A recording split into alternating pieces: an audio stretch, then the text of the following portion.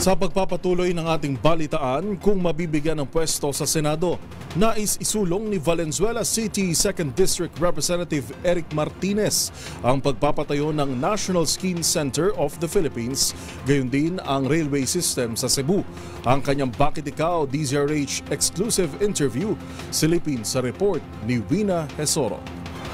Planong isulong ni Congressman Eric Martinez ang pagpapatayo ng National Skiing Center of the Philippines. Sa Bakit Ikaw series ng DZRH para sa midterm elections, binigyang diin ng tumatakbong senador na sa ngayon ay napakaraming Pilipino ang may problema sa balat at dapat lamang napagtuunan ito ng pansin.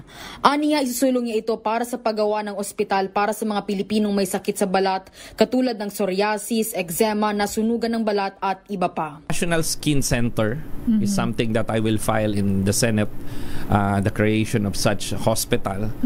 So, what are the numbers? 1 to 1.5 million. It could go as high as 2 million na mayroong mga ganitong problema. Various issues about skin diseases.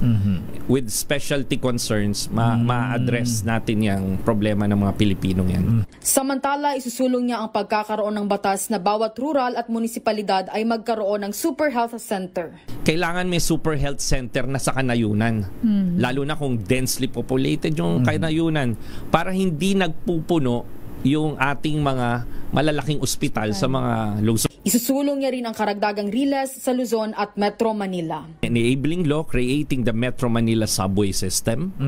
An enabling law that would create that subway system para hindi lang isang linya siya, kokonekta siya sa Quezon City, Caloocan, Malabon, Navotas, Valenzuela, Taguig, Pasig, Marikina, all the 17 cities para yung problema ng traffic ng Metro Manila in the next 20 years ay matapos natin. Gusto niya rin magsulong ng batas para sa pagpapagawa ng riles sa Cebu para sa pagpapalago ng ekonomiya, turismo at transportasyon sa rehiyon. I'm proposing an enabling law creating the Metro Cebu rail system.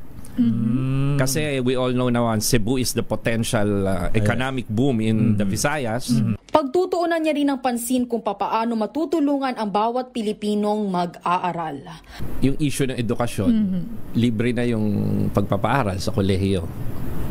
Pero kailangan dagdagan pa natin ng baon. Iba yung libre yung pagpapaaral. Pero yung suporta naman para makapunta sila sa eskwelahan on a daily basis.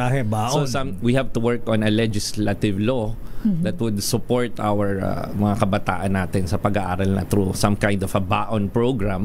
Para sa MBC TV Network News, ito si Wina Hesoro nag-uulat para sa DZRH. Una sa Pilipinas, una sa Pilipino.